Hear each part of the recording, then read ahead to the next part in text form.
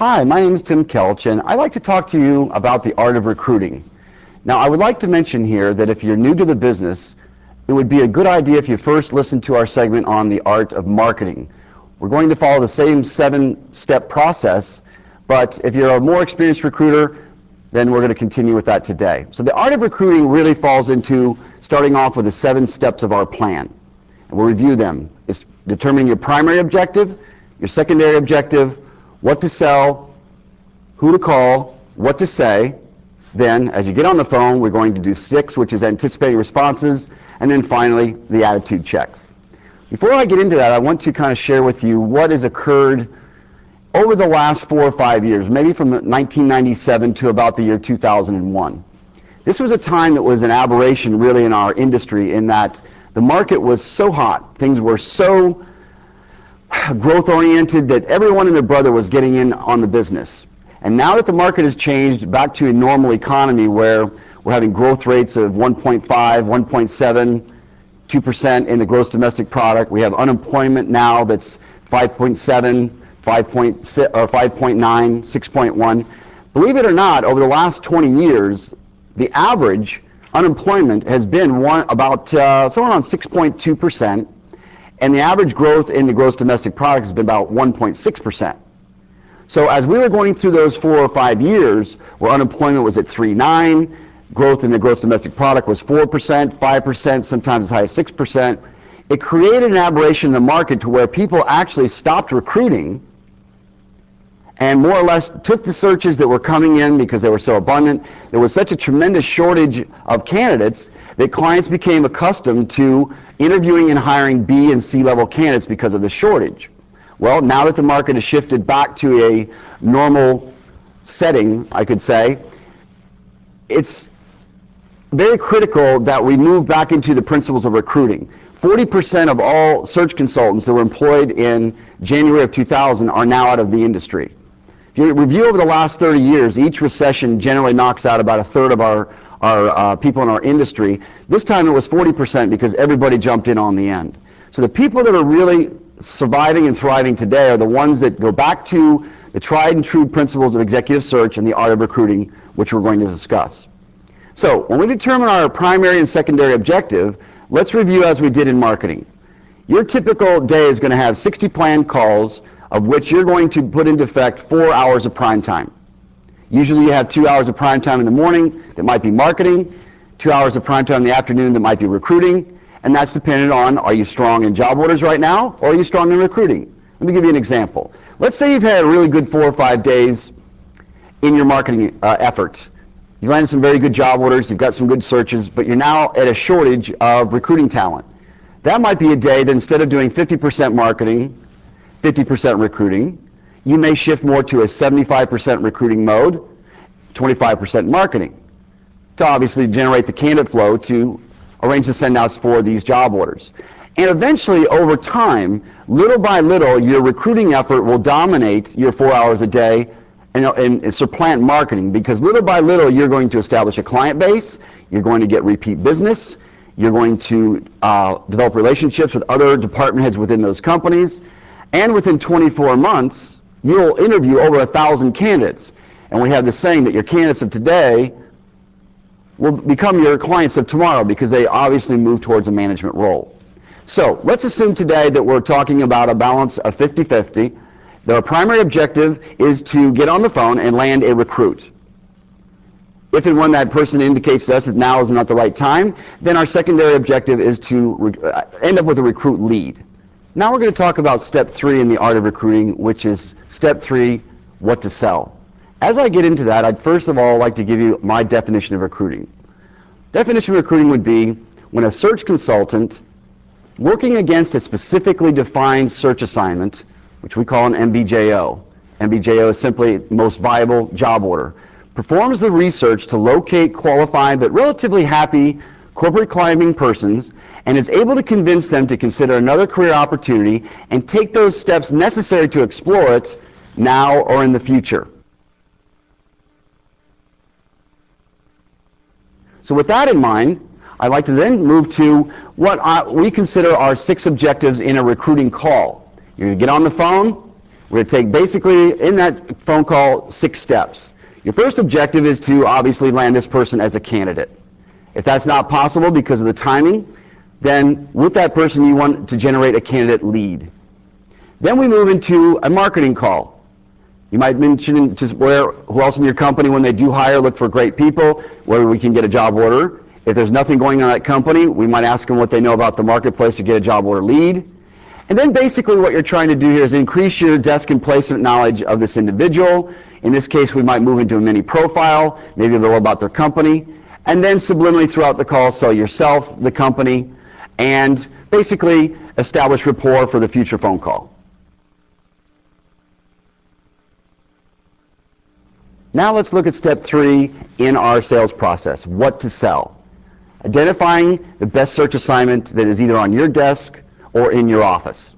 So what I want you to do every day when you make that selection is ask yourself these 3 questions.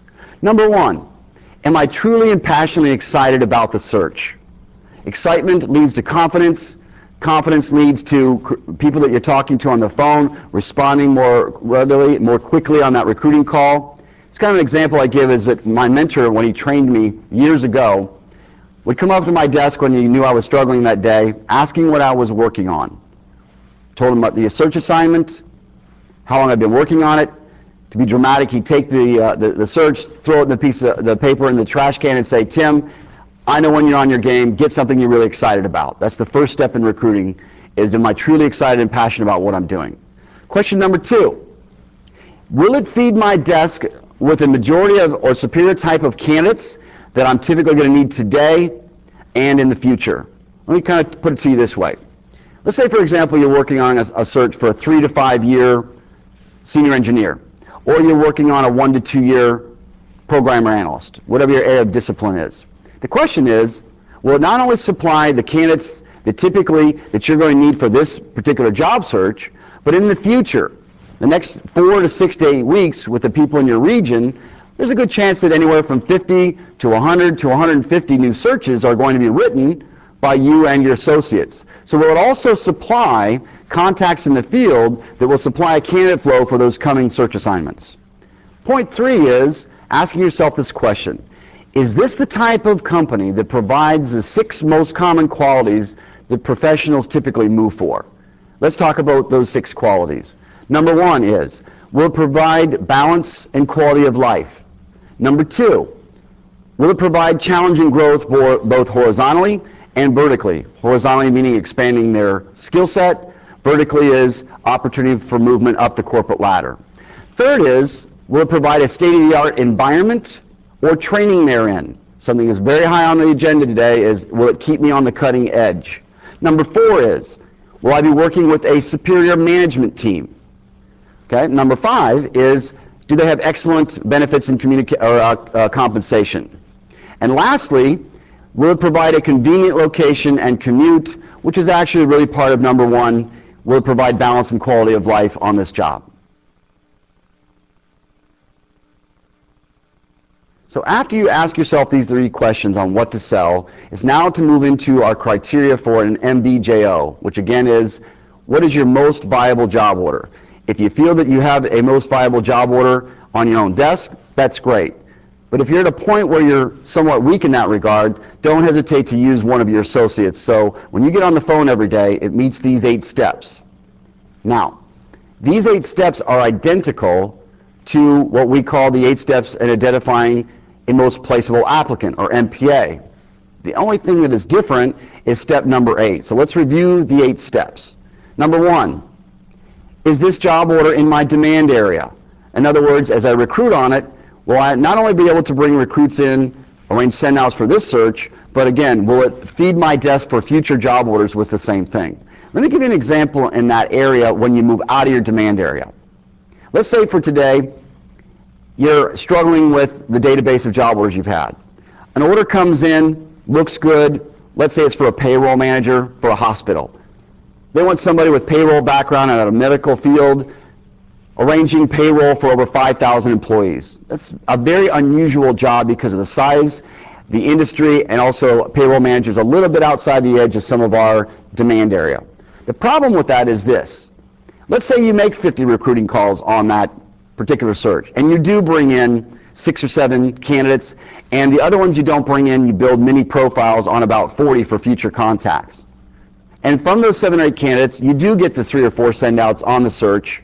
And let's say even best case scenario, you fill that search, collect a fee of $25,000, and you're very happy.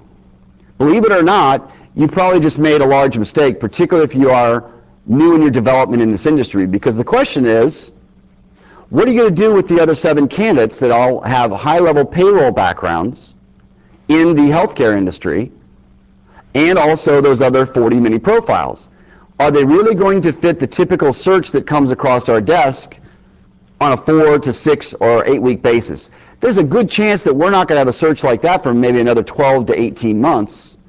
So therefore, what are you going to do with all those contacts? Step number 2. Does the job order require an education and experience level that is in line with the salary level that they want to pay? Example of that is this. Let's say you have a position for a 3 to 5 year financial analyst in the, again, let's say the healthcare industry. And they want an education with an MBA, they want some of the CPA, they want 3 to 5 years experience, they want Hyperion background. And you know that the range typically for someone like that is going to cost them $50,000 to $60,000. And the range goes from 45 to 53. There's an example of a job order that is outside the realm of what we want it to be, because the salary is not matching up with the education experience level that is really in line with their thinking. Now let's look at step 3 and determine the criteria for a most viable job order. Does the client have realistic expectations in the search? In other words, many times we end up what's called with your R's and D's. The client has a list of desireds along with a list of requireds. We call that a wish list. So let's say when you took the job order, they gave you 8 or 10 different things that they were looking for, that they want and need in the person before they're going to hire that person. You have to ask yourself this question: are they realistic in their expectations? You have to define what is the real R's, required, versus desired. I'll give you an example. Their desire is to get someone with a bachelor's degree in accounting and 3 to 5 years experience, but a D or a desire might be, we want somebody that has their CPA. You have to find out, is that a requirement or is that something that they would just simply desire? And then once you determine the R's and D's, you have to say to yourself, are these realistic expectations? In other words, let's take a company that's just an average organization. Maybe 200 employees, maybe 80 million in sales, kind of a no-name company, good organization, but they're looking for a Big 5 CPA, someone that has strong, maybe passed their CPA in the first setting, someone has industry background, has this experience in this software area. Can they really attract that kind of talent level with the type of opportunity and organization that they provide? So you have to make sure in step 3 are there realistic expectations of what they're able to attract and secure here. The 4th step in determining your most viable job order is the flexibility. Is there flexibility in their schedule? Are there flexibility on how they're going to arrange interviews? Is there flexibility on their expectations of what they're going to need in the individual? So again, is there the flexibility where they're going to listen to you consultatively to make the adjustments to make sure that the search goes as we anticipate? The next one are what we call the 3 C's. Is there sufficient commitment, control, and cooperation with the client? In other words, are they committed to the search? A good question to ask in that regard is making sure, has this position been open for 2 weeks, 2 months, 6 months? Is there really a commitment to hire someone? As we talked about with the MPA, or most placeable applicant, is this client just shopping, or are they really ready to buy? Are they committed that if we produce the people, they're ready to go? The second thing is control. You experienced people know that your number one control problem is working with clients. You go in, you establish the search, the interview process, what they need, what they want, what they offer. We conduct the recruiting, we do the interviewing, and then we stop getting return phone calls. They're not being direct with us of what's really going on. We're out of control. You're the consultant, take control of the process. You can't control people, but you can control the process. You are the professional. establishing what are the steps and the control that we need to have to accomplish that assignment. The last thing is the cooperation there. Are they cooperating with you of what you need to do as a consultant to take them through the necessary steps? Let me give you an area where there is a lack of cooperation. Let's say you're dealing with a vice president of marketing who is in need of a senior admin assistant. Now you know the interviewing process is going to include the senior, you know it's going to include the vice president, they're going to get you involved with human resources, they might have the person interview with a couple of peers, but at that point then they make you move to HR or human resources and only work with an HR clerk. Now you're moving into a realm of a lack of cooperation. Who's the position going to report to? It's this vice president of marketing. So you have to make sure that the 3 C's are there. Are they committed? Are they allowing you the control to carry out the consulting process? And are they cooperating with that process? Now let's talk about step 6 in determining your most viable job order. Is there sense of urgency? In other words, is the client prepared as you're going through the recruiting process to meet with your candidates on a timely basis, arrange a second round of interviews in the same time frame, and make the decision to hire? Sense of urgency is critical because if you're recruiting candidates for this position and then it takes 1 week, 2 weeks, 3 weeks for the process to take place, what's going to happen to your best candidates? Your best candidates have a very short shelf life. The better the candidate, the quicker they're going to be off the market. So again, from a consultative standpoint, is there a sense of urgency that this client is serious about hiring and they're ready to do it expeditiously? Let's talk about point 7 in determining an MBJO. Sizzle is probably one of the most important of the 8 steps.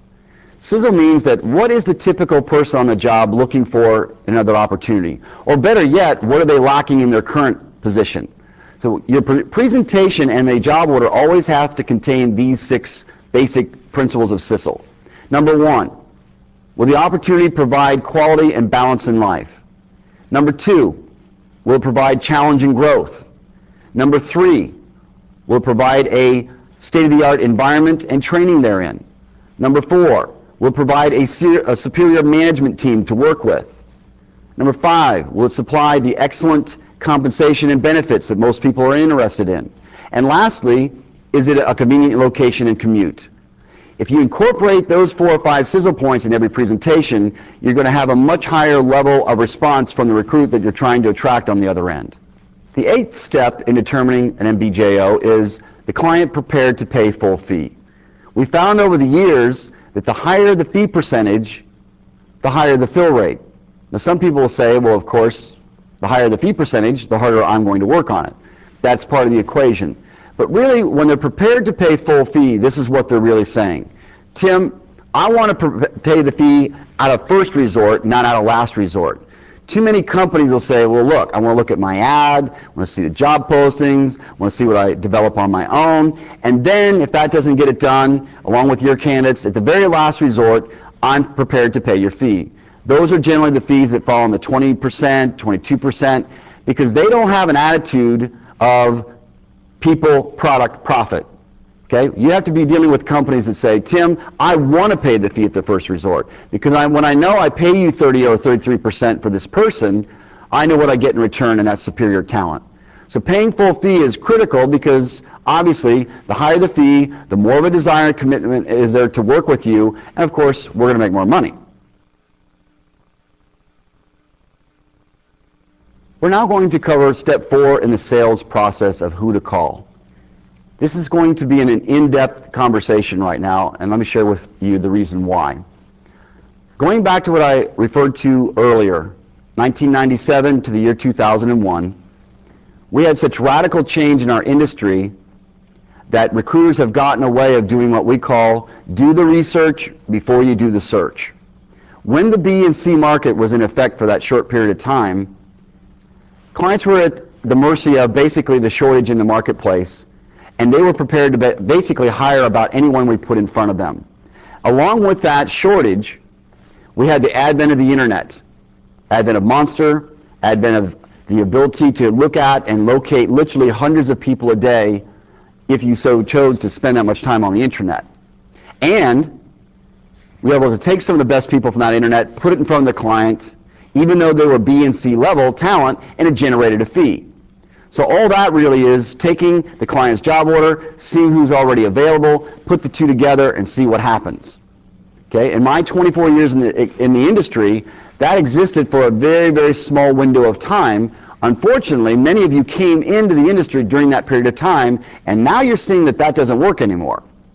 I have kind of an unusual saying that says A plus B does not equal fee. Let me explain that. It means that if I have an A company that's willing to pay me $15,000 for a candidate, and I show them B candidates, what are they going to say to me? Tim, we're an A organization. If I'm going to pay that kind of money, I want an A player. Or vice versa. I can have an A player, an A candidate, put them in front of a B company, and what's the candidate going to say? Tim, I'm at the top of my game. I'm with an A company now. If I'm going to make a job change, it's going to enhance my career, not take a step back by going to a B company. So A plus B is not going to result in a fee. You now have only one thing that exists in our marketplace, which is generally speaking the way it is 90 to 95% of the time. A companies need A players, and they'll pay a fee for A players and A players only, and that requires recruiting. So research before you search means that we have to do things differently than just going to our searcher or our database of system candidates, also going on the internet, finding people who are already available and showing those to the client. So who to call is the most important next step. This reminds me of something my mentor always taught me. He said, Tim, the quality of the recruits that come into your office on a daily basis, the quality of those recruits will never supersede the quality of the names that appear on your planner every day. Most of what you're going to find about this business is very logical. So in other words, when I determine who to call and make those phone calls and attract that talent, either the people I'm talking to and or the people they lead me to, the quality of that lead is always going to start out with the quality of the name that appears on my planner. So who to call is one of the most critical aspects of the recruiting process. And the problem has been most people follow the road of least resistance. Let's kind of give an example. You go on a client visit. You come back with a great search that has NBJO written all over it. You're excited about it. Client has all the Durfkisher points that we talked about before. It's in our demand area. Salary's right. Realistic expectations, sizzle, commitment, cooperation, control. They're coming in for an employee in office interview. It's 33% and you're ready to go. The temptation is simply go to our database of existing candidates, review those top 10 candidates of yours and your associates, pull out the best 3, call the client, arrange the send-outs, and there you go. The problem is none of those 3 candidates that we set up for the interview were recruited specifically for that search. And as you all know, how much do we get for coming in second? 0. So we send out those 3 people out. They're a pretty good fit, but we don't get paid 15 grand for pretty good. It better be dead on, otherwise we're going to come in second. So who to call is the second step in the recruiting phase, in that first we do go to our known sources, which we're going to talk about in a second. But that's only a starting point where our competition uses that as a ending point. We have this saying, I said, Mr. Client, I start off by showing you who we already have because we have a great database of people because of the way we recruit. But second to that, we've already predetermined another 30 or 40 people with this type of background who are not actively searching, who are not candidates, but open to a phone call, that if an opportunity comes along that's going to take their career to the next level, they're open to a call. Okay, so in continuing on who to call, let's cover these 3 areas of sourcing: known, semi-known, unknown resources. I'd like to first start off by giving you an example. As you know by now, we plan 60 plan calls every day for the 4 hours of prime time. Let's assume today you have a strong recruiting effort. You need to make 75% of your calls for your recruiting effort. We're going to plan 45 calls for this search. As we sell our client, we start with our known people first. Mr. Client, I'm going to start off the search by showing you people that we already have. But in addition to that, we're going to contact people in the field that aren't active but open to a phone call should we approach them with the right opportunity. So this is how we carry it out. Your goal here should probably be to come up with about 15 planned calls from your known sources, another 15 from your semi-known, and another 15 from your unknown. Now you might ask yourself this question, why would I not just want to make all 45 known? Well, first of all, it's unlikely that you have 45 people in the system that are currently active that is a precise fit for what the client looks right now. That's the number one problem. Number two, if all we do is keep talking to the same people over and over and over again, after a relatively short period of time, your database is aging. It's getting old, it's getting stale, it's getting inactive, and you're cutting yourself off from the new blood that's coming into your, basically, what I would call your niche, or what your discipline is. For example, that person that's 6 months experience right now is your prime recruit in 18 months. How are you going to find that person if you get into the habit time after time after time just talking to the same sources over and over and over again? So let's talk about our known resources. Quite simply, our known resources are the people that we already know. So I'd like to cover what those resource categories are. Okay? A is our perm candidates, active and inactive. Second would be your temp candidates, active and inactive. Always start with your most recent chronological candidates and move backwards, because the ones that were the most recently active or now are recently inactive are the ones that still have a heightened state of awareness of who's looking out there. Let me kind of explain that. Let's say one of your candidates' name is Joe Smith, and Joe has been off the market for about 3 or 4 weeks. Resigned from the job, gave 2 weeks notice, and has been on his new job for 2 weeks.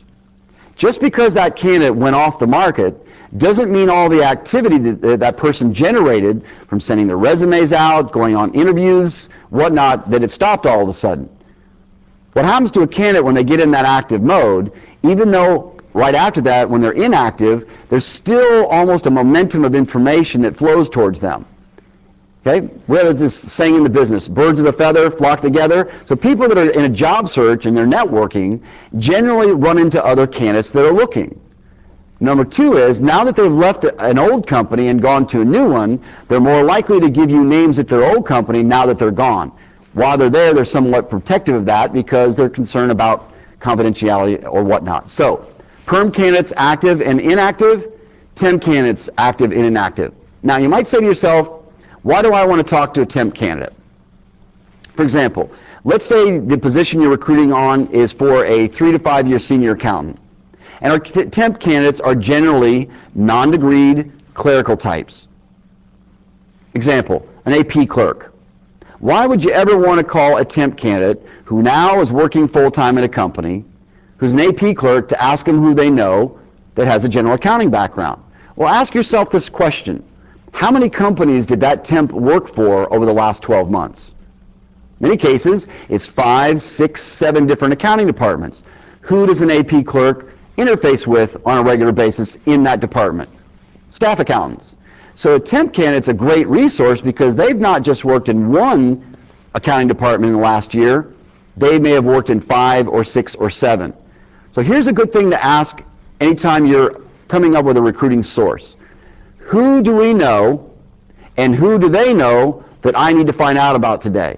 In other words, who do I already know in the system that we have a relationship with either currently or in the past that know the kind of candidates that I'm trying to recruit today? Think about that logical chain of command. Another example is this. Let's say you're looking for a financial analyst in the manufacturing industry, and I've got a perm candidate who's off the market. It's a cost accountant. Remember, cost accountants usually work right next door to the department. It's general accounting, financial analyst, or whatnot. So even though that wasn't a direct hit, they still worked in a manufacturing environment and they know who the financial analysts are. So here's an old saying that I have. The more well-known the source, the less direct the hit has to be. Let me explain. If I'm calling a person that I've never spoken to before, which is we call our unknown resources, there's no relationship there, there's no knowledge there, there's no understanding of who I am, who they are. Okay, so that's a cold call. If I call in recruiting a 3 to 5 year financial analyst, looking for that background with manufacturing, the person I'm talking to on that cold call better be a financial analyst in manufacturing, otherwise I'm probably not going to get anywhere. However, If I can talk to someone who was a active or recently inactive candidate, temp or perm, we had a good relationship with those people. So therefore, if they at least interfaced with this kind of individual, the warmer the call, the more indirect the hit. Just like that example I gave about the person in general accounting or cost accounting obviously knows people in the financial analyst department. So the warmer the call, the less direct the hit has to be. Let's look at our next one. Candidates from other divisions. We call this cross-selling. So even though you might specialize in, let's say, senior admin assistants or in placing legal aides or whatever, other candidates that we have in other divisions, as we're now integrating with Agilon, is a good way to cross over and do what we call cross-selling. Our next step is our candidate references. What I'd like to mention here is learning how to call what we call stripping a candidate file. Let's take an example. We have a candidate that's been off the market for 9 months. They're in the arena or in the, what I call your industry matchup that you look for in a known resource, but you already have the candidate's name. Continue on that process and look at their references. Look at the logic here. If you're talking to a candidate because they came from the manufacturing industry and they have a background in finance, there's a good chance that their references all have backgrounds from manufacturing and finance. Again, follow that logical order of what we call their center of influence. You know, most of the people they know and work with will be in the same general center of influence of what you're trying to recruit on today. Another step in the known processes is continuing on, stripping the file, is the candidate's current or past supervisory record. In other words, we interview them, we have who they work for now, who they worked for previously, and prior to that in some cases, and their supervisors' names. So if this person's been gone for 9 months, all 3 of those names are there and available for us to call and make recruiting attempts. Another area is our perm clients, active and inactive, and our temp clients, active and inactive. You might say, why would I want to call a client to recruit from? Well, as I've said many times, we look to do 2 things every day. Discover who is currently hiring and discovering who is currently looking. So let's take a perm client that we had a job order with recently that filled their job a month ago. What was the residual effect in regard to recruiting, who's looking, that client knows? In other words, they interviewed and hired 1 person. They had left over, in many cases, 100, 200, 300, nowadays as high as 400 or 500 resumes, depending on how many avenues they utilized and what part of the country they're in. But they hired 1 person. So a good thing to do with that perm client who's recently become inactive in their search, contact them, give them your recruiting presentation, and then ask, so Mr. Client, who came in 2nd and 3rd and 4th on the search that you filled recently, that I could maybe contact them on a confidential basis and assist them with their search. So really, you're trying to contact clients that have had a good exposure recently to the marketplace to gather their leftovers and residual effect. Same thing with a temp client. Temp client had a recent order that we filled. Again, when they get in that mode, they receive a lot of resumes, they're doing networking, same residual effect. So recontacting perm clients active and inactive, temp clients active and inactive is our final 2 steps in the known resources. Let's now move to our semi-known resources. Let's go back to the example I gave a few minutes ago. You're in a 75% recruiting mode, meaning of your 60 planned calls, you're planning 45 for recruiting today. Great search, heavy-duty recruiting. We've now gone through the known sources, moving to semi-known, so the assumption is that you've already planned 15 calls from your known resources. We've now moved to semi-known, so let me describe those to you. Semi-known is simply people that we've spoken to sometime in the past via the telephone, but have not really met yet face-to-face. Good example is, let's say 2 months ago, I was making a recruiting call to Sue Johnson at Pete Marwick, and she said, Tim, you know, I'm right in the middle of tax season, but, you know, give me a call after April 15th, we'll keep in touch. So we sort of know this person. We've done a mini profile, which is basically a mini interview, and we're contacting them again. So let's go through these resources. Number 1 is those perm mini profiles. If you look at the accumulation of how many people this represents, it's mind-boggling. Let me break this down for you. Let's say in a typical day you make 25 marketing and recruiting attempts. If you're working the process thoroughly where you're filling out retrievable mini profiles that have information on there that are valuable to the future, you should be doing about 12 to 15 of these a day, particularly if you are relatively new in the business. So just within a very short period of time, you're accumulating 60, 70, 80 of these a week.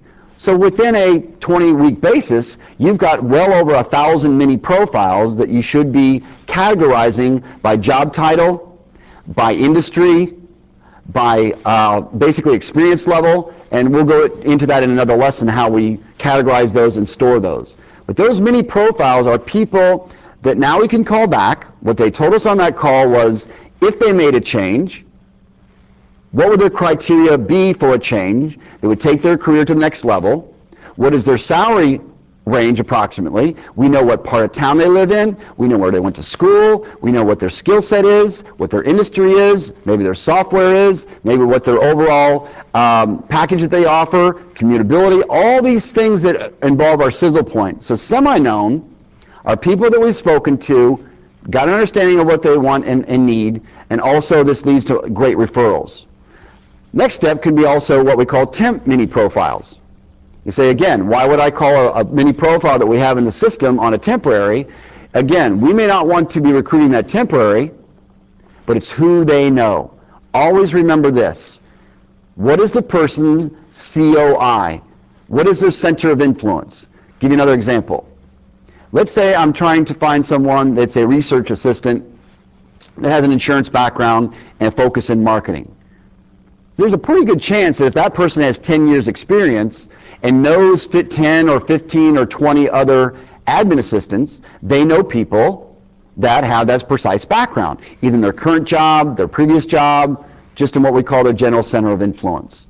So don't always look at it so narrow-mindedly that this person is not going to be your next recruit, because more what we're trying to do here is tap into who they know. The next one is what we call a company contact file in our system. These can be generated by our sales reps. These can be generated by our staffing consultants. These can be generated by gone recruiters or other people that work for the company but put this information in the system. We have a tremendous amount of information in our system of people we've talked to that show us their background.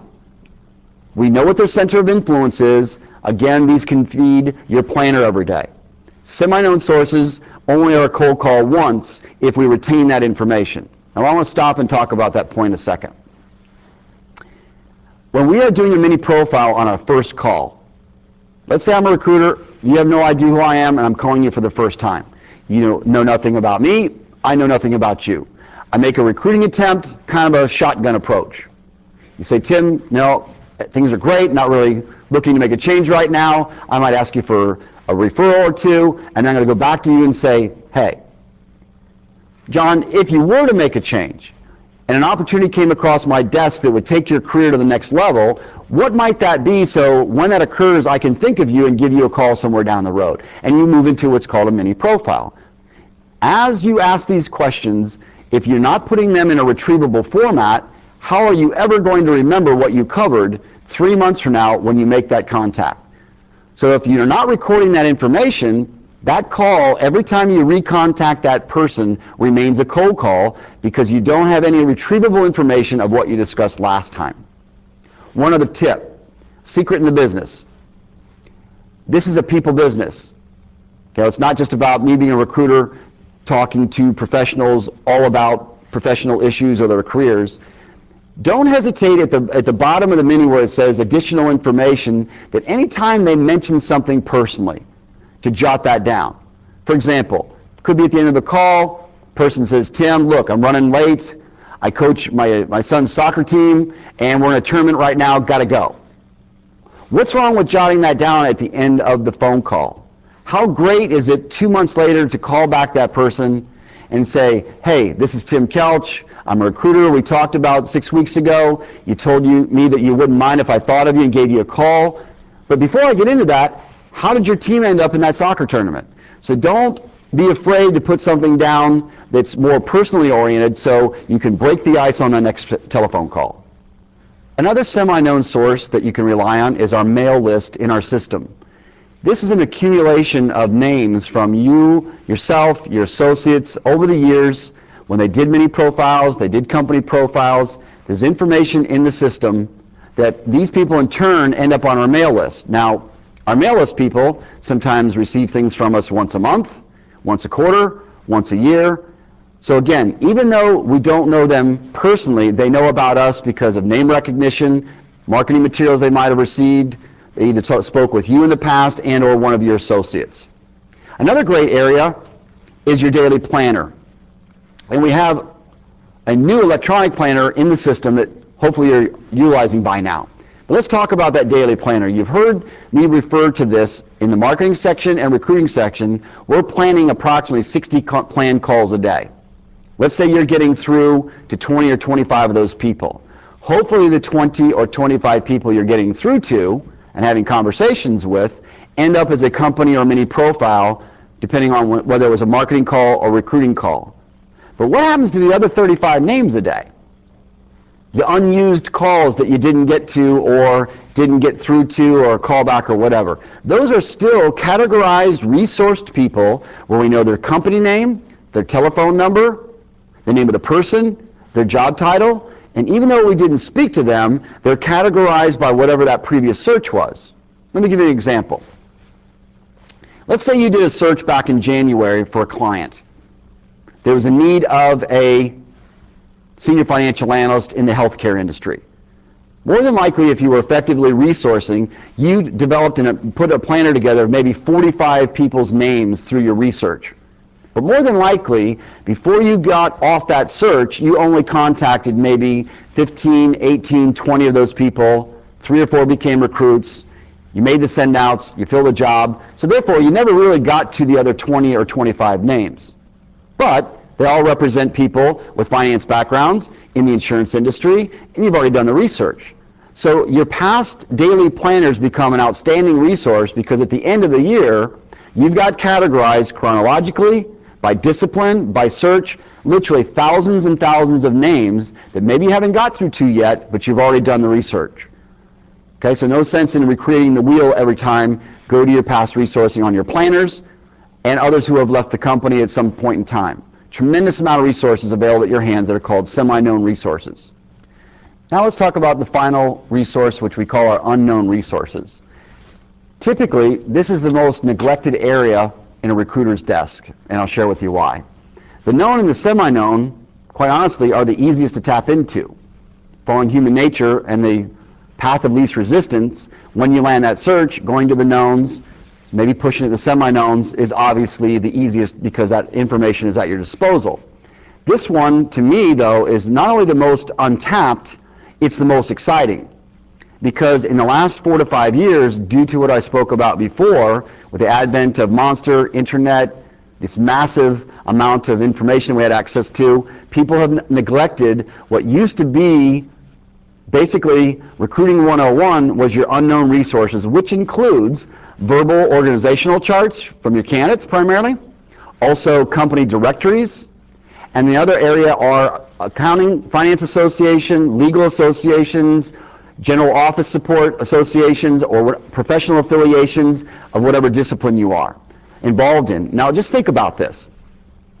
These are people that we don't know, but generally represent a higher quality of individual. Let's break it down. If most of your candidates are A players, most of your people that they are interfacing with, or what we call your COI, their organizational charts in their company, company directories that they might supply for you, are generally also A players. In other words, A players don't work for C companies. So as you're dealing with these 1,000 candidates over the next 24 months, you have to ask yourself this question every day. What is the typical candidate's general center of influence, and how can I tap in that every day? So also, every time you receive a professional affiliation directory, that's a list of names that's somewhere between 200 and 500 people, and generally these associations attract better people. In other words, just your average run-of-the-mill professional who really doesn't care about building their skill set or their network or whatever, tend to just come in, do their job, and that's about it. But the better the person, the more likely they want to become some type of certified individual, join a professional affiliation, something of that nature, so they're well networked. It's a resume builder. So these are what I call magnets to A candidates. And they're very diverse. For example, if you just gather in the course of a year 10 of these directories, that's somewhere between 2,000 and 5,000 new names at your disposal. Now here's another secret in this regard. Because they attract people that are generally A players, they're also attracting them at a time when they're only a year out of school, 2 years out of school, 3 years out of school. What do you think a candidate that's only 2 to 3 years out of school typically does at that point? They make their first job change. So these are people that are constantly new and refreshing our database, who are approaching their first job change, maybe has never even spoke with a recruiter, that you can contact when they're only a year, year and a half, 2 years out of school, and get in a relationship with them prior to their next job change. Because it's estimated that 90% of all A players never put a resume together, or let alone getting on Monster, respond to ads, and respond to recruiters, because when they're ready to make their first change or their second change, it's not what you know, it's always who you know. So by doing this, you empower yourself to unlimited access to these new and up-and-coming players, so you're in relationship with them, so when it's time to change, they just don't go out on their own, place themselves with their own network. You can give them much larger exposure. So I want to talk to you a little bit about how we take advantage of that resource. It all starts with establishing the give and take with the candidate in the interview. If you have ever reviewed our Art of Marketing program, it talks in there about the 6 points of value that we give to a candidate. Just kind of a real quick rerun of that. We sit down with them for an hour, provide career counseling. We give them tips and enhancements for their resume. We give them an interview packet to assist them in improving their interviewing skills. We check their references to make sure they come back as strong and professionally as they hoped. We give them follow-up and give them information on companies to assist them in their search. So all these points of value, once you cover with a candidate in an interview, you now establish back in return what you need from them in return. What I tell them is this: in return for what I provide for you, Mr. Candidate, and obviously at no cost, is my best candidates always come to me from my best people such as yourself. So from time to time when I recontact you, I'm going to ask you for help on my searches. Are you comfortable with what I provide for you and the things that I need in return? Now, let me give you the philosophy behind this. The deeper the relationship, the more you ask for. It's a very simple process of what you do in life. Let's give you a personal life example. It's the middle of the winter. It's 2 o'clock in the morning on a Saturday. You're coming home from a get-together, whatever. You slide off the side of a road in an ice storm. You don't have any AAA service or anything of that nature. Who is the first person you're going to call when you're in a jam? Okay, your best friend, spouse, significant other, whatever. So let's say you call that person and you ask them to come out and help you out. It's natural that that person's going to respond. What would you say to that person if they said, oh, honey, listen, it's 2 o'clock in the morning, I don't want to come out in that mess? You're going to get a little bit indignant with that individual. So the concept is there, the deeper the relationship, the more that you ask for. So my comment to that is our brothers and sisters, so to speak, in business are our candidates, because those are the ones we have the deepest relationship with. Therefore, set the expectation in the interview what you're going to provide for them during this stressful time for them and what you need in return. And then depending on how well the interview is going, you may say to them, at some point, when you're comfortable, I'd like to go over a verbal organizational chart of your current company. It helps me in 2 ways. It gives me a better understanding of how you stand in the chain of command in your organization and better able to represent you to a client. And number 2, on a totally confidential basis, once you're gone from the company, the same reason you left the organization may be the same reason your associates want to leave somewhere down the road, and can help me with my networking. And I can prove to you that confidentiality is always guaranteed, because, Sue, today, even though we've now been together for an hour, I still have not even told you, nor will I ever, who referred you to me. So as I keep that in confidence, anything you share with me is to be kept in confidence. Another area of unknown resources are what we call professional and trade associations. Every set of candidates that you interview on a weekly basis, which your goal is 10, approximately 3 out of the 10 generally have some type of professional or trade association. So let's look at the big number. You interview 500 people a year. If that 30% approximately is true, that means approximately 150 of those 500 candidates have some professional or trade affiliation.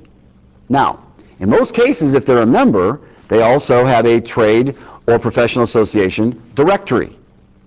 So what I suggest you do in the beginning, in the interview, and then subsequent to those conversations, is introduce this little secret of the trade, I should say. It would go like this.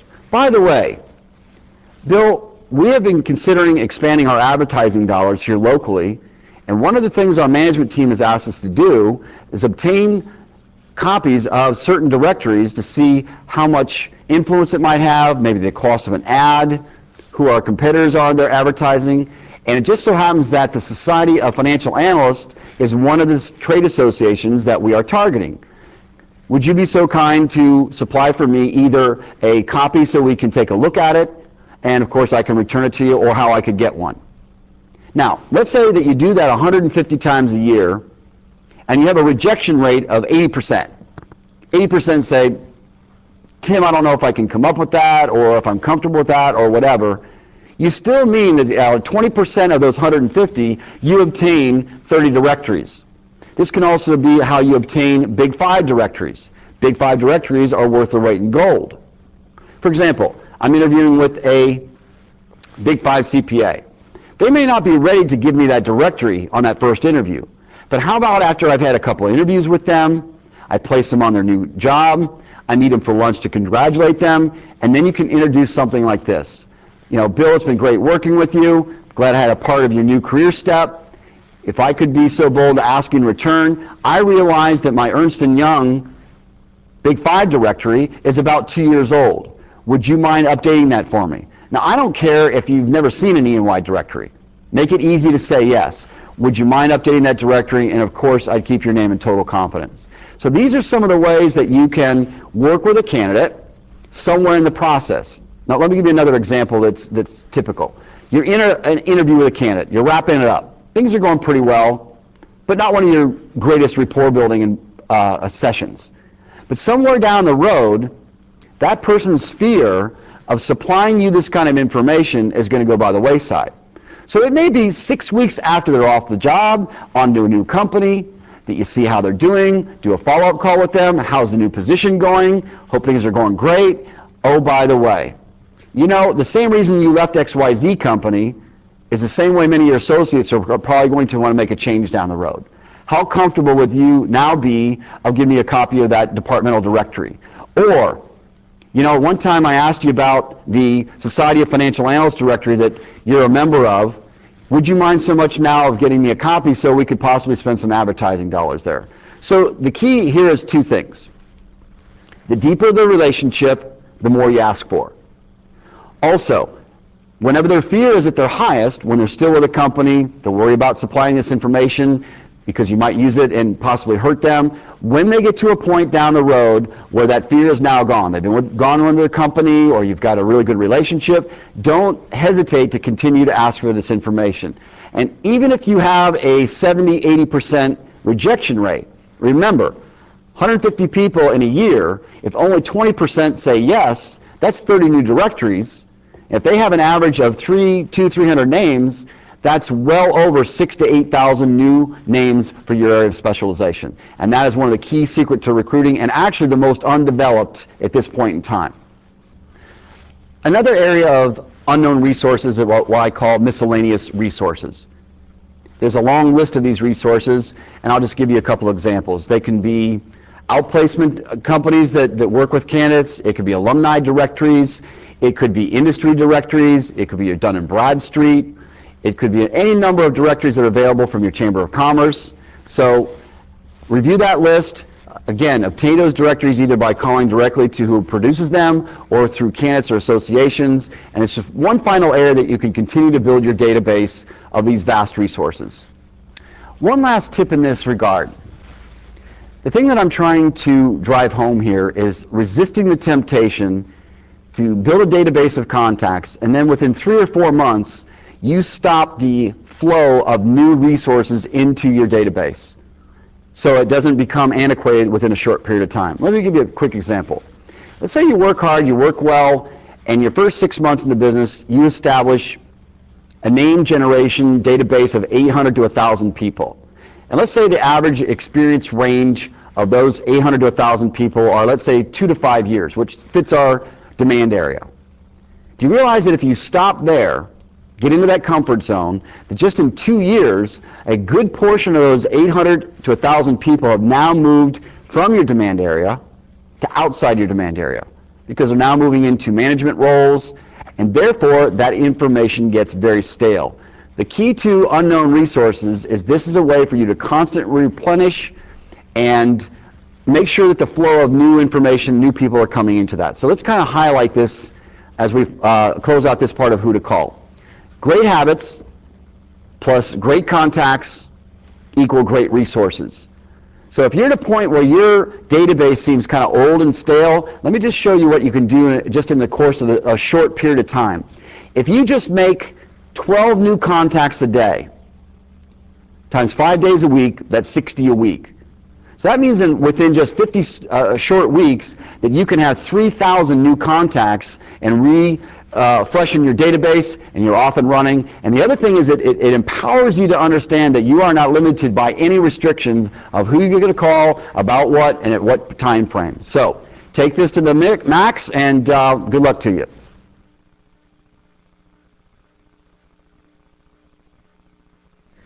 Now let's talk about step 5 in the process. What to say and making a great recruiting call. The reason this is so vital is that on your first conversation on this recruiting presentation is you only have one chance to make a first impression. From here on out, you'll be judged based on how powerful an impression you made on that first call. So let's look at some of the reasoning behind the call, and then we'll talk about how to structure it. First, a great recruiting call should always be powerful, passionate, confident, enthusiastic. Generally, the person you're talking to wants someone that they can have confidence in. And the philosophy is, if you're not excited about the job search, how in the world are you ever going to convince this person to have the same thought or the same feeling? So why should we have a script?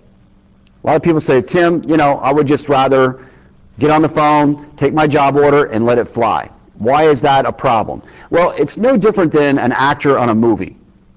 Unless you're Robin Williams, everybody has a script, and so they can concentrate on not what they're going to say, but rather how they're going to perform and how they're going to say it with that confidence, with that passion, or whatever emotion they're trying to evoke. Same thing here. If you want consistently high and productive calls, focus on the script so you can focus on how you're going to say something and not what you're going to say.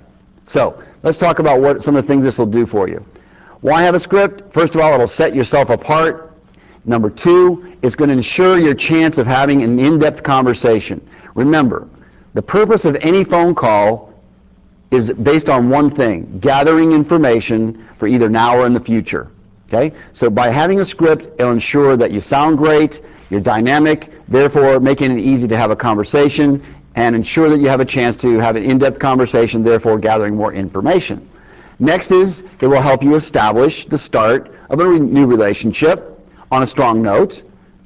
And then always, when you have a script, it will guarantee that you have a consistent high level of quality on every single phone call. So our next step in determining what to say is what we call designing a great recruiting call. Always remember, a presentation, whether it's a marketing presentation or a recruiting presentation, always has 3 parts to the presentation. Number 1 is your opening statement that you're using to set you apart or basically differentiate yourself from the typical recruiter that's calling on this person. Number 2 is what we call the body, that has at least 4 to 5 sizzle points. If we remember when we were talking about the most viable job order, now that that viable job order contains those sizzle points, we need to incorporate them into our script. So let's review what those sizzle points should touch on. Number 1 would be balance and quality of life.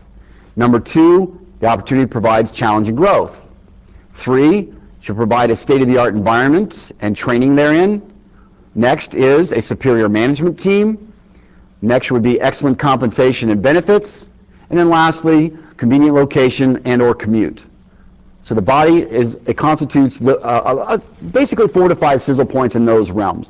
What that does is assure you on that cold call, since you don't know anything about this person, that if they're open to a change, you're guaranteeing yourself that you're going to hit on some of the things that might be appealing to them. Now the last step is step 3 of always asking an open-ended question. As we covered in marketing, when you say, well, Scott, is this something that might be of interest to you?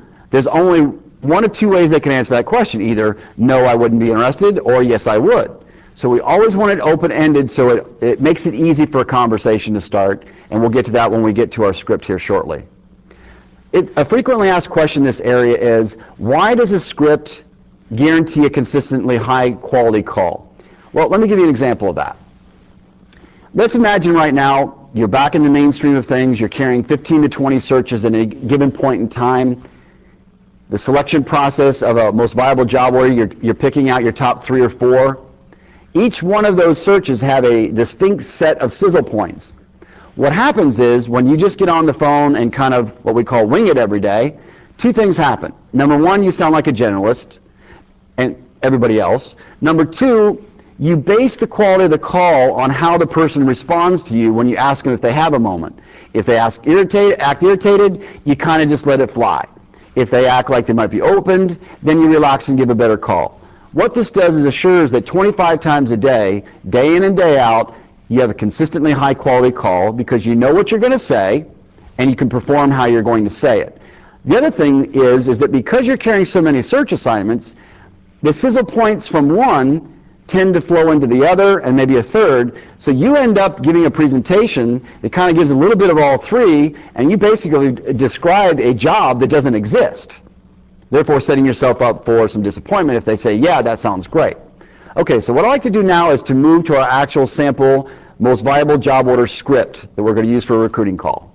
So the final step in what to say is how we come up with a consistently productive script on a daily basis. So what we're going to cover right now is a sample MBJO script that you can use as a prototype or as a template until you develop one that's more natural to you. I've been using this one for over 20 years, so I think it's okay. Always remember in the beginning, simple is better. You can always add on the bells and whistles later. So let's go step 1 in the script. Always make a great introduction. Go something like this. Good morning, John. My name is Tim Kelch, and as an executive search consultant, your name is surfaced through my networking, and I was calling you for a bit of help. Do you have just a quick second? So make it easy. Use inflection in your voice. Go nice and slow, but yet excited. I know that's easier said than done. With confidence and, again, enthusiasm, make your introduction with that kind of confidence and make it easy to say yes. Let's go one that doesn't sound that way. Okay? It might go like this. Hi, John. My name's Tim Kelch. I'm a recruiter, and through my networking, your name came up. You have a second. No enthusiasm, flat, or you might say, instead of have a second, is now a good time to talk? Do you have a few minutes? Is this something you might be interested in? And you're setting yourself up for, no, I don't have time. Look, I'm happy. Get out of my face, whatever, and you're off the call. So make it friendly, upbeat, confident, enthusiastic. Let me do it one more time. Go something like this. Good morning, Dave. My name is Tim Kelch, and I'm an executive search consultant here in the New York area. And through my networking, your name has surfaced several times as someone who might be helpful. Do you have a quick second? So make it easy to say yes. Now let's move into the second section of your presentation. We call this the body. This is where the interchangeable parts are. In other words, the introduction you can pretty much standardize. Your closing question, that's your third part, you can standardize. But this, based on the MBJO itself, is where the sizzle points come in. So I'm going to give you my little introduction here. Always start off, again, with the person's name. As we said in marketing, a person's name is the most important word in the human language. So start again here and says, so Bill, I represent only the finest top-tier companies, and I'm currently conducting a search with one of my best clients who is in need of a key, and then of course whatever the discipline is. The exceptional opportunity offers, and here where we integrate the 4 to 5 sizzle points. Again, those sizzle points should include some of the following. Does it provide challenging growth, state-of-the-art environment and training therein, superior management team, compensation, location, quality of life, all the things that we discussed before.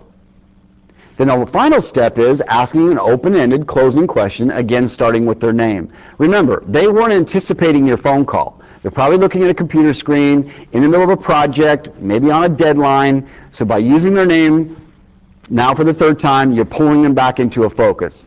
So it goes something like this. So Dave, who do you know with this experience level that I could simply network through on this great opportunity?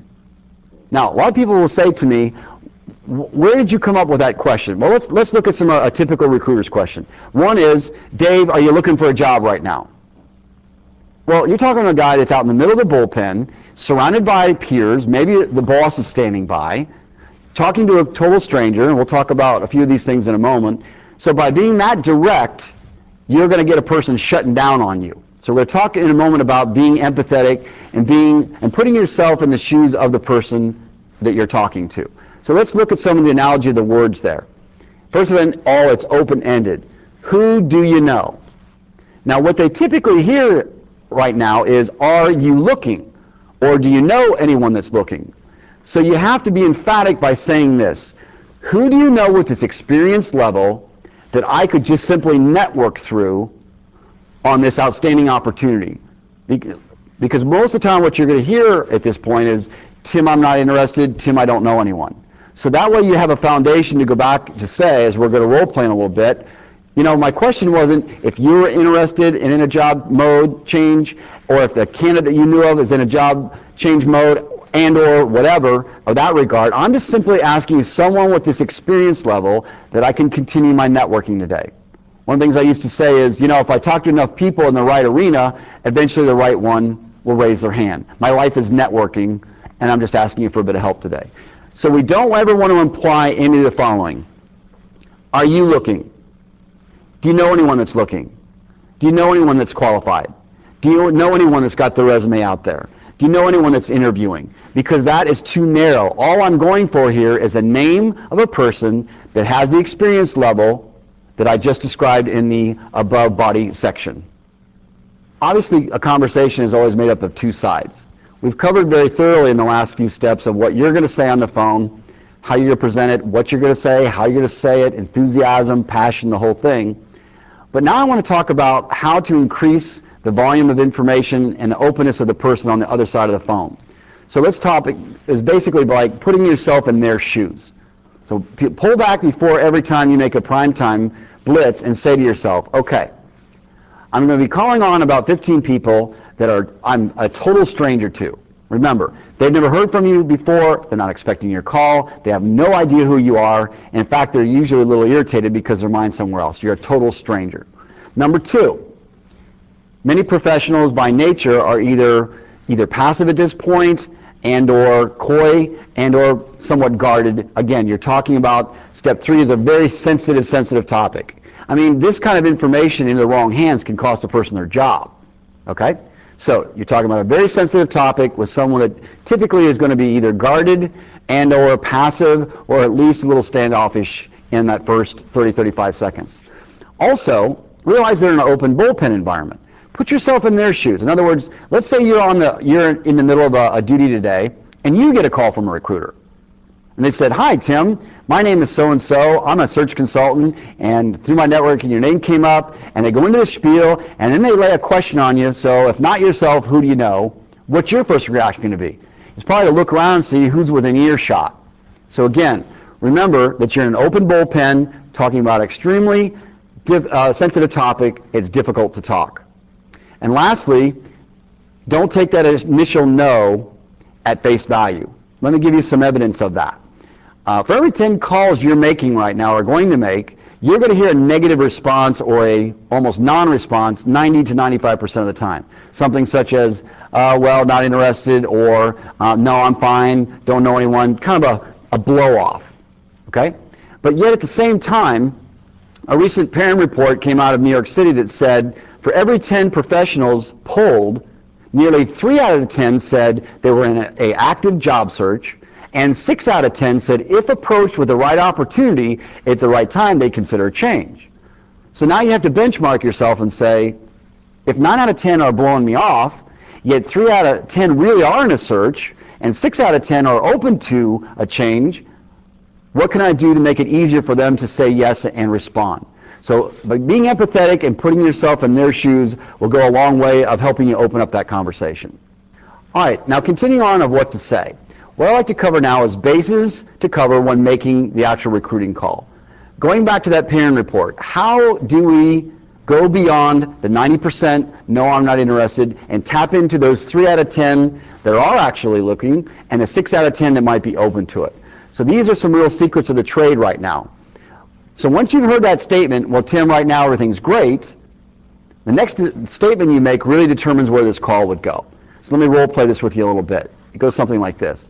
Well, to be honest with you, Scott, I can honestly say, and this being the first time we talk, rarely do when I call someone the first time are they in that search mode. But in fact, 80% of the people that I eventually place, that is the reaction. And in fact, that's the reaction I look for, because I look for people who are not actively in a search, relatively happy where they are, working hard, doing a great job, but are smart enough as a professional to know that if the right thing came along that would set their career to the next level, you'd be open to that conversation. So my question to you today would be, should that type of opportunity come across my desk here in the next 3 to 6 months, what opportunity is it out there that would take your career to the next level that I should think of you and give you a phone call? So we kind of use that as a softener to start to get them into a hypothetical, therefore kind of breaking through that, who was this guy, what's the circumstance here, and allow them to move into what we call now a mini profile. So by moving to a mini profile, you want to find out, first of all, what are the real hot buttons going to be, either now or in the future. When we say hot buttons, it's referring back to those 6 points that I mentioned earlier about why people make job change. Challenging growth and an opportunity. Is it a state-of-the-art environment or have training therein? A superior management team, great compensation and benefits, and or improved quality of life, commute of that nature. So I want to put a hypothetical and say, so John, should I come across that opportunity, what 3 criteria would it contain that would really be appealing to you? And now you're giving them a chance to open up and tell you what's going to be of value to them. So find their hot buttons. Number 2, I want to say to them, so when is the timing going to be much better than what it is now? Under those circumstances, what's the next either business quarter or the next several months look like when it comes to your job change? Now, this particularly applies if you're talking to people that are either near the end of a year or like in the accounting realm, if they're near the end of tax season or whatever, but try to find out what their potential timing would be. Now, the other thing this does is allow them to start talking with you in a hypothetical, so they're not really saying, listen, I want to get out of here, I'm in a job search. So what this really says is, under the circumstances of timing, when would be a great time in the future for me to think of you, and allow them to start discussing, because this is what happens in the transition. It's kind of like this. I compare it to social situations. Let's say you're a single person, you're at a get-together, a party, 20 or 30 people, and you notice that another individual is kind of giving you a few glances, or what I call the look. They're trying to get your attention with, glances, smile, body language, or whatever. Well, it's not an all-out assault coming up to you and saying, hi, I think you're great, can I talk to you? But it's a subtle way of human communication to say, hey, if you come over here and talk to me, I might be a little bit interested. Even though when you do go over and approach that person and say, hi, my name's Tim, I'm a friend of Joe, and start to strike up a conversation, that same person that gave you kind of that inviting look or whatever, then all of a sudden becomes coy, somewhat distant, and it's kind of this little game that we play. So recruiting is very much the same way. We go in with that first conversation, kind of breaking the ice, but this is when I open up the door to make statements that can give them questions to answer that makes it easy to take it the next step. So here's your indication of when they're giving you that look. The more questions you ask them, it's about what is in it for them or what's of value to them, and the more they answer that question, that is your subtle sign that even though they said no about 2 minutes ago, they're now starting to say yes, and under what circumstances. The 4th point when covering your bases in a recruiting call is being aggressive. Let's go back to that social situation. Okay, you've kind of gotten this glance or this look, You've gone over to introduce yourself to a person. The conversation's starting to warm up. At first the person acts a little coy, disinterested, or whatever, but remember, they're the one that gave you the look to begin with. So as you engage in more and more conversation, what happens after a 5 or 10 minute encounter there? What do you generally go for? You go for the phone number, right? Well, our version of going for the phone number is going for the mini profile, more information about them, where we talk about the criteria for change, maybe how much money they're making, what they'd be looking for, what part of town they live in, and then at the end we're going to exchange phone numbers. Hey, I know my timing isn't so great that you're ready now, but here's my number during the day, here's my evening number, what is yours? At that point when they give you that number, now they've given you these pieces of information that are very sensitive. They've told you under what set of circumstances they would consider a job change. They've told you a very personal piece of information on how much money they're earning. I mean, some of your best friends don't know that, but yet they just told this to you, and you're a perfect stranger, not unusual in the business. And they've given you a phone number. What that is to me is a subtle understanding. They're saying, you know, if you just take this to the next step, I just might say yes. So let me give you the 3 points here in a second, what it is called, 3 ways to land the candidate. Okay, we're going to get that in just a second. So it's going to include what we call the Wall Street close, how to be aggressive to invite them in, and also what we call the created opportunity close. So let's kind of pull back here. You've now made this call. You tried to hit on 4 or 5 sizzle points that potentially could cause them to have their hot buttons hit there and respond. Obviously, the first way to land a recruit is if they ask you a buy sign. They'll say, okay, well, Tim, what part of town is it in? How much money does it pay? How big is the company? That one's the obvious and easy one. You go in with an MBJO presentation. You say, you know, John, if not yourself, who might you know that I could network through on this great opportunity? And they say, what about me? Okay? Now, should that easy one occur, which is going to happen, then your next question should be, well, I'm glad to hear that you're interested. Is now a good time to talk? Are you able to talk freely, or can you get to a phone where you might have more privacy, or would you rather continue this on the evening? So step 1 is you get a positive, you ask the question, is now a good time to talk? Can you move to another location where you have some privacy, or why don't we exchange phone numbers and talk this evening? That's the most obvious and easiest way.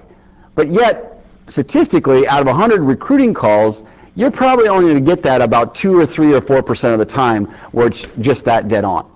Okay? And even before you invite them in, you want to do a mini profile, because why invite the candidate in until you know something about their background and to see if they really are of A quality to begin with. Okay, so let's kind of put that one aside. It's the easiest and most obvious. This is where most recruiters miss it. Majority of the time, they're making the presentation, putting the value on the table, and they get the blow off. No, Tim, not interested. And they take that at face value, and they simply jump out of the call. It's almost apologetic. Well, you know, Sue, I'm really sorry that touched base today, but I just thought maybe I'd give you a call. And there's just kind of lack of confidence, no boldness, no aggression. Okay, so remember, they're not necessarily saying no, but they may be saying no to what you presented to them and or no to your timing. So that's why we move into phase 2 of how to land a recruit. Phase 2 of landing a recruit is making it easy to say yes. Something like this.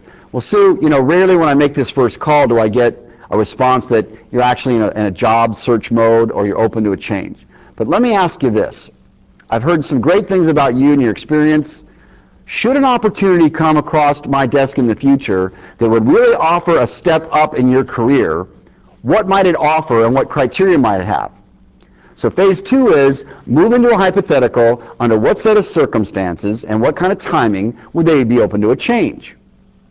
Now, if they go into detail answers to your questions on the mini, then phase 2 is at the end of the mini. If this appears to be a person of A quality, I want you to shift into phase 2. It's very simple. Move to an alternative MBJO. It goes kind of like this. While you're doing this mini profile, they're basically explaining a picture of themselves to you in regard to their educational expertise and their overall skill set in their career, and also where they think they're headed and what their needs and wants are. As that picture unfolds, your mind should be thinking this question: what other search do I have in my database or in my recruiters center of influence around me in my office or my area that might just fit her background.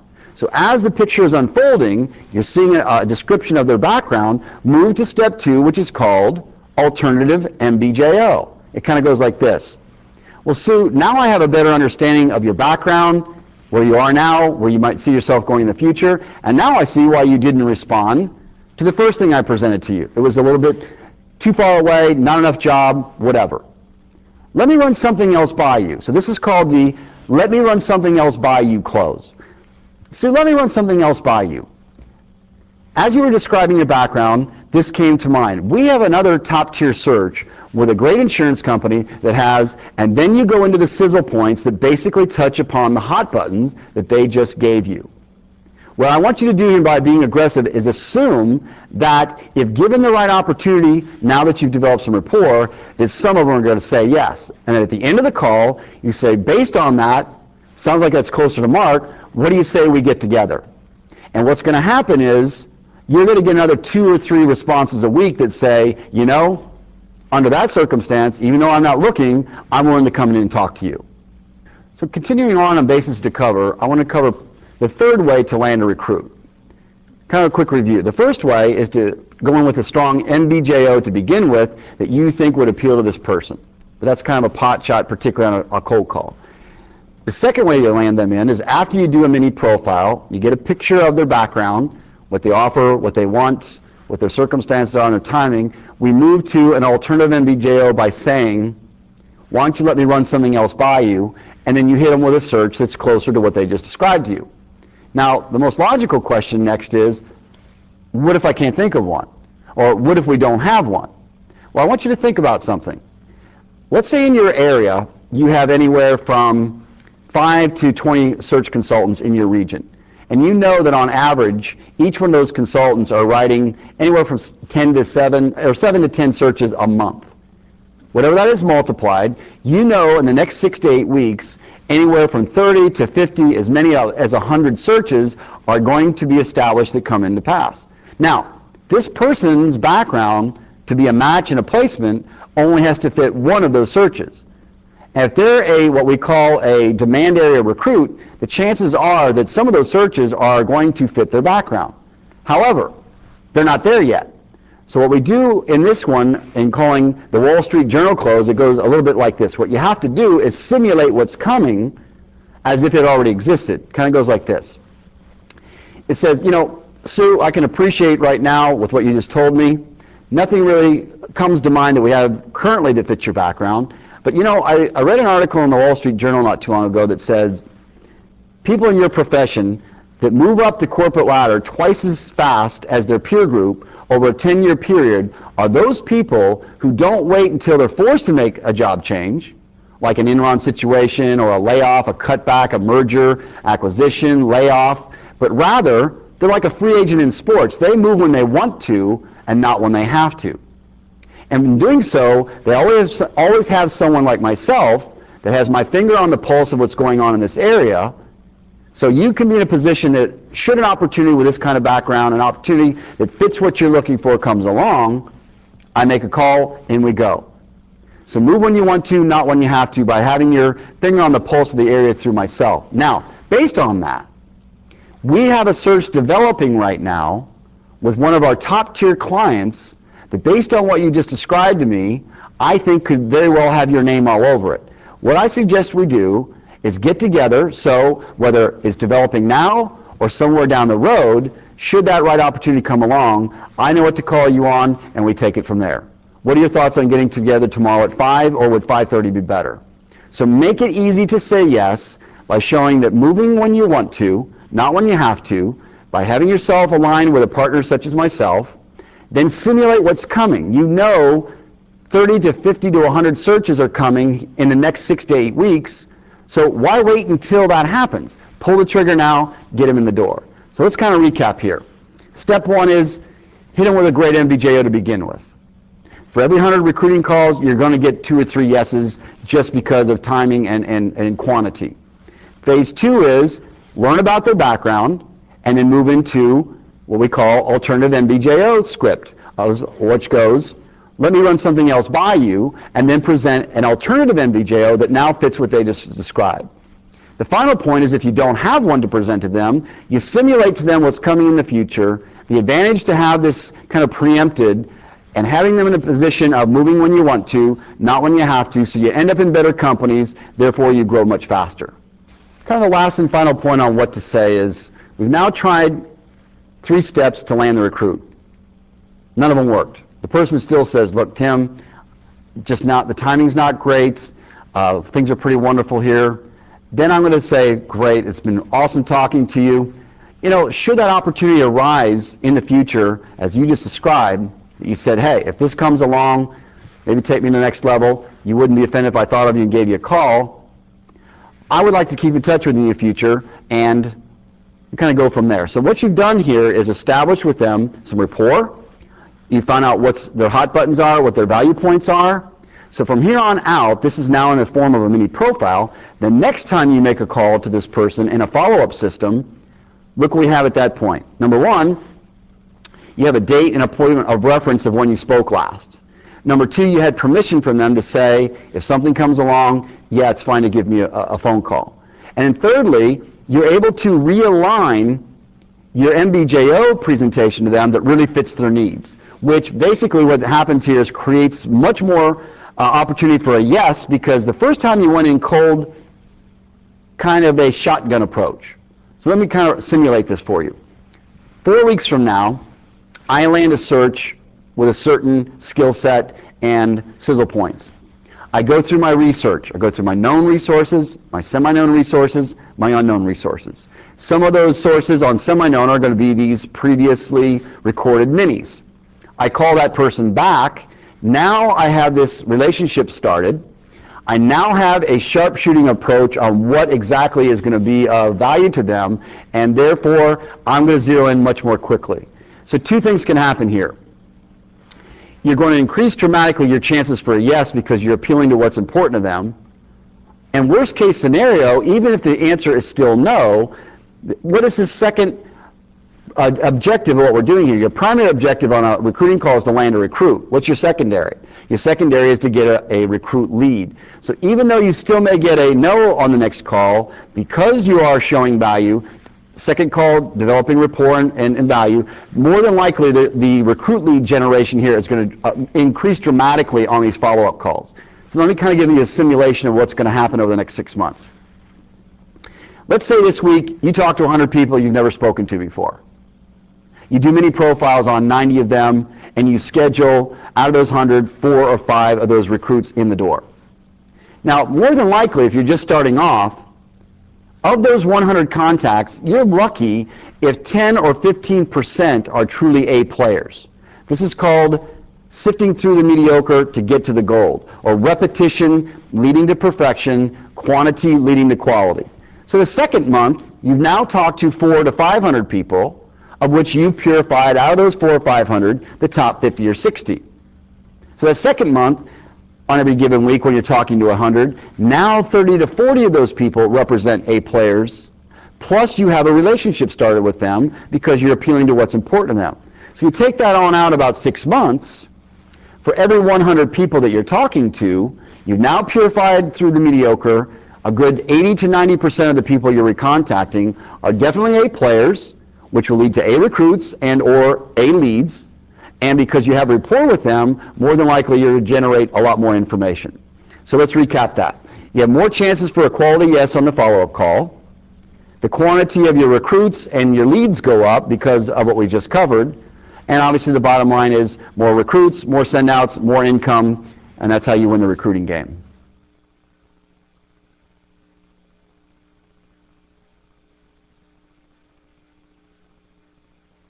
Oh yeah? What's the salary like? Okay, Aaron has just given me a by-sign response of how much does it pay or what is the salary. So let's kind of move into that role play from here. Well, Aaron, I'm glad to hear that you're interested. Actually, the salary is quite competitive and very commensurate with a person's overall education experience level. But let me ask you this. You know, in seeing that you might have an interest here, one of the reasons we've been so successful is that we never force our companies onto our candidates or vice versa. So what I'd like to do is to find out specifically what would be of interest and value to you in this opportunity. Before I get into that, is this right now a good time to talk? It is not? Okay. Can you get to a phone where we can speak freely, or would you prefer to continue this after hours? After hours? That's great. Let me give you my phone number, and then you can give me yours. That'd be great.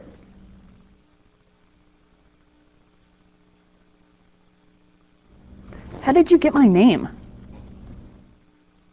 The first bit of advice is never ever say you got it from a directory, from the receptionist, basically from that mode. You always want to act like someone has laid their name on you as someone that's very good at what they do. Don't hesitate to use a little bit of an ego stroke here.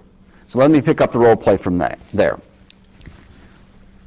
How did I get your name? Well, Aaron, to be honest with you, as this conversation is quite confidential, all the sources that I usually have are confidential. Let me put it to you this way. You were highly spoken of, but not necessarily in a job search, but thought you might be able to give me a little bit of help in the right direction. Let me continue on from there. How did you get my name? Well, actually, Aaron, my research assistant serviced your name a few days ago, and I really don't have that at my disposal. But even if I did, as this conversation is confidential, so is any of my resourcing and my networking. I'm sure you can appreciate that. Let me tell you what my real purpose of my call is today.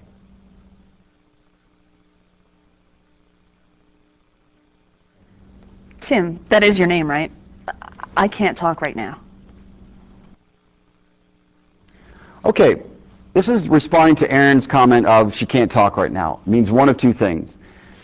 She really can't talk right now because it is a sensitive topic and the timing's off, or it's somewhat of a blow-off. So do a gentle test here to see which one it is before you get too aggressive. So let's pick it up from there. You know, Erin, I can appreciate the fact that you can't talk right now. Are you able to get to a phone where we can speak a little freer, or would you prefer a call in the evening? Okay? Well, why don't you go ahead and put me on hold, and I'll wait till you get to another location. All right, now we're going to take a second direction here on I can't talk right now. I can't talk right now. Aaron, I can appreciate that. I'd never want to put you into a sensitive situation. Can you get to a phone right now where we can speak a little more freely, or would you prefer after hours? After hours? Okay, great. What time is a good time for us to speak? Anytime after 7? That's great. Let me give you my evening number, and let me ask you what yours might be. Great. Thank you very much.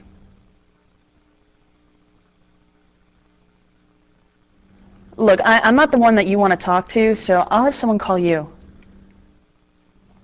Okay, Erin's response here was that she wasn't the one I should be speaking with, but that she had someone in mind and she would have them call me. This is a situation when you're losing control of the conversation, putting them in a position where you're now dependent on whether she actually makes the call to a friend and or gets back to you. So let's take 3 different avenues. I'll start off with the first one here. It goes like this. Erin, I can appreciate that fact. You know, if it's a matter of confidentiality, I can assure you that I need not use your name, because as I've not mentioned the name of the person that referred you to me, you can see that I treat that as a kind of a sacred trust. So, with that in mind, who did you have in mind? Okay, that's great. I really appreciate your help. So that's the simplest of the 3. Assure confidentiality. Try to take the fear element out of the fact that if they do give up the name, you're not going to use anything to hurt them. You can kind of prove that to them by saying, as I've not mentioned the name of the person that referred you to me, I will never need to use your name. And then go right for the end result. Who did you have in mind? Okay? Now, here's the second way you can tackle this response. You want to kind of walk gently here. You reassured them of confidentiality. It still didn't fly. Maybe the response was something like, listen, I really kind of feel uncomfortable. I don't know who you are. Let me get back to you. So let's role play that one. Look, I'm not the one that you want to talk to, so I'll have someone call you. Okay, well, I can appreciate that. Let me ask you this. In this situation, I really hate for someone that you know miss out on a great opportunity, because there is a great sense of urgency on this position. In fact, I'm on a deadline. Again, I'd hate for someone to miss out on an opportunity, and again, confidentiality is not going to be questioned here. So if I could ask you, who'd you have in mind? So that's your second approach. You don't want to push it. They've already made it clear that they feel a little uncomfortable. You can kind of tweak it a little bit, but if they're still there, let it go. Phase 3 is we're going to agree to that and then set up an appointment. All right, so let's take it from there. I'll have someone call you. Okay, well, I can appreciate that. As I said, I'd hate for someone that you know miss out on a great opportunity. But seeing that I am on a deadline, how about if we go this route? Give you the rest of the day. Because I'm on a deadline, how about if I give you a call back about 5 o'clock and see how that call went? All right, that'd be great. I really appreciate your help. I'll give you a call at 5. Thanks. Okay, now what we're going to do is, now that we set a 5 o'clock appointment to do the follow-up, we're going to role play that call. Hi, Aaron, this is Tim Kelch again. I just wanted to let you know I really appreciate the time that you might have taken today, and said I'd call you back here at 5 o'clock. So how did your conversation go with your individual? Didn't have time to make the call? Well, listen, I can greatly appreciate that. Let me tell you this, Aaron. All this is a matter of networking. I can simply tell you this. If you give me a little bit of help today, when it comes your turn somewhere down the future, down the road, I'm going to go the extra mile to help you. And again, to reiterate what I was saying earlier, I'd hate for a friend of yours to miss out on an opportunity because I'm working on this deadline. So who'd you have in mind? Okay, so we went about 3 or 4 different routes there because that is the most difficult, kind of a control issue there, fear issue. That one comes with a little bit of practice, but trust me, once you finesse that a little bit, most of the time when you don't finesse that, you're never going to get a name. First of all, they don't make the call, or they make a call and say, yo, I talked to a recruiter, are you looking right now? Well, again, not exactly a scripted NVJO call, and number 2, who in their right mind is going to tell someone like that that they're in a job search? Very, very confidential issue. Okay, now I'd like to talk about a part what we call softeners. This is where you've gotten some of the responses of either, I'm not interested, how'd you get my name, whatever. Still getting somewhat of a hard approach of how to soften that person up to gathering more information that could either cause you to convert this into a positive call, end up with a recruit, and or a good follow-up in the future, or even on top of that, loosening up so you could get a name. The reason they're being somewhat resistant here is a couple of things that we touched on before. Remember, this is a cold call, you're a stranger, sensitive topic, open bullpen, and now you've asked them to either respond to you for themselves and or give up a name that could cause them to feel a little bit disloyal. So let me kind of go into a role play here that will help you soften the situation up. Okay, Aaron, well, you know, I can appreciate that, as there are no perfect situations or perfect people, perfect jobs. If you could do so, how would you improve on your current situation in the future? Okay, so what you're looking for here is to find the wound. As I said there, rarely is anyone's job perfect. What you're looking for either now or in the future is find that aspect that there might be a weak point. For example, Aaron might have said there, well, you know, I am getting a little bit bored with my job. I haven't really done anything new in the last 18 months. I'm a little worried that my skill set is suffering there, and you could do one of 2 things. Take that as a subtle buy sign and ask how important that is to them, what is really going to change for them in the future, and move that into a more aggressive call, or at least record that information on a mini profile and use that in the future as a way to attract their attention.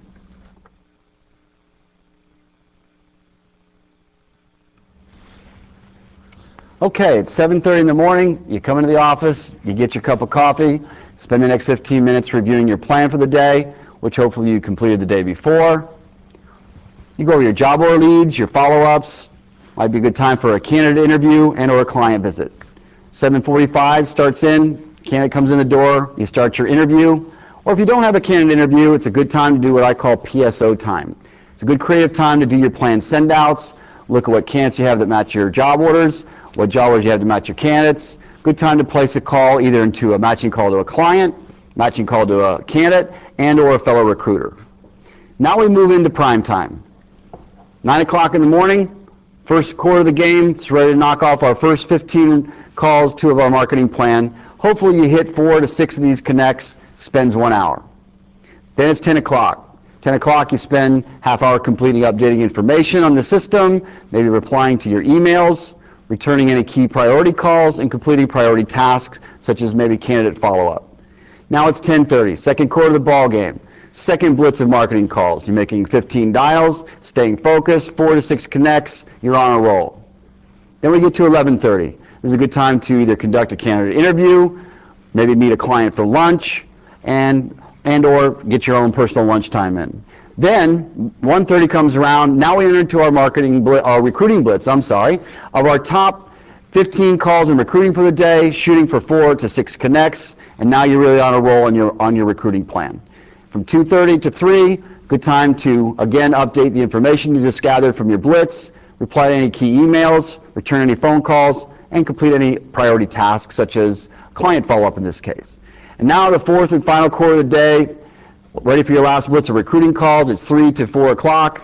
You get your 15 dials in, reach out, make it happen, and end the day strongly with your recruiting blitz. 4 o'clock rolls around. Again, it's a good time to either conduct a candidate interview, maybe go on a client visit at the end of the day. If neither one of those are occurring, 5 to 6 o'clock that afternoon is a good time to plan the next day. What will I market on tomorrow? What will I recruit on tomorrow? Good time to up your planner to your next 60 plan calls. Maybe it's time to go on home, on the way home, or from 7 to 8 that night. Good time to what I call make money calls. This is make calls from home that might have been sensitive to cover during the day, such as a recruiting call, or maybe you're debriefing a client or a candidate after a send out, and of course returning any key or priority calls.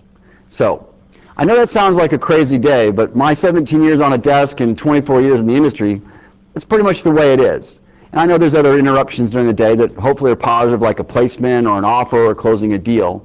But one thing that's great about this opportunity that you're involved in here is the day never gets boring, it's fast-paced, it's always creative, but if you keep focused on those 4 quarters of the day, your marketing blitzes, your recruiting blitzes, you're going to be a top-tier biller, and also this job always stays fun.